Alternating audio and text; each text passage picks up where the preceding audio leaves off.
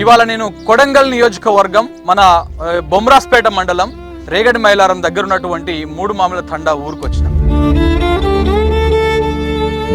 మన మార్చి 1 తారీఖు నాడు ఒక ముగ్గురు యువకులను ఈ ఊరు నుంచి తీసుకుపోయి పోలీసు వాళ్ళు విచక్షణారహితంగా కొట్టారు.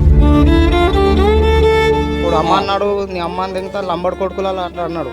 సరే సార్ నాతో ఫోన్ కొనుక్కి స్విచ్ ఆఫ్ చేసిండు. ఒకటి అయిన టైం ఒకటి అయితే లోపల పిలిచిండు రాని లోపల అని లోపల కడి వేసిండు. ఆ తలుపు కూడా మూసిండు, కిటికీలు మూసిండు. కొడుకుల ఏడకుండి నాకు కొట్టిండు. సార్ కాలు మొక్కుతా సార్ కొట్టకంటే ఈసారి నీ అమ్మ దెంగు లంబడుకో కూడా మీ శివాలయాలే ఉన్నాడు రా.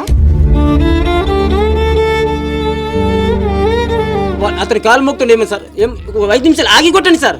లంజా కొడుక మీ దేవుడు అండాడు, వారు దేవుడు అని రుబాబ్ చేసిరు కదా. శివలాల్ దేవుడు మీ దేవుడు రుబాబ్ చేసి శివలాల్ ఇప్పుడు ఇడిపిస్తుండ మీకు, నీ దేవుడు అంటారా?